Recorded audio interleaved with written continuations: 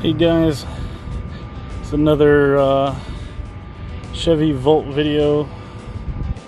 2013 model is the one I have. It's Gen 1. I'm going to show you how to replace this for, I guess, turn signal, I guess you could call it. Just bottom light, turn signal on the left side. It's going to be kind of lazily put together.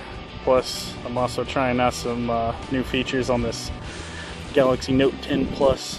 So, sorry if it's a little weird, but yeah, I'm gonna try to do some editing with this and put it together, and ultimately try to show you guys how to change that bulb over there. Because every once in a while, I put LEDs in this thing, so it likes to come loose.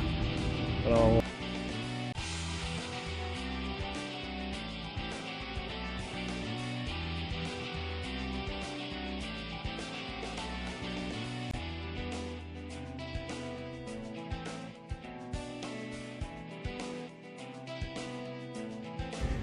you literally just kind of put your hand back here and put some pressure on it. It's going to feel like you're breaking it, but you're really just attaching these latches. And after you do that, it'll then give you access to your lower turn signal light. It's still a pain to get to. I got to take my watch off to get to it. It's that little guy right there. I think this is like an inverter or something. It's all in the way, but yeah, I have to take my watch to get to it, like I said. But yeah, you can reach your arm in there and get it out, change it, do what you need to.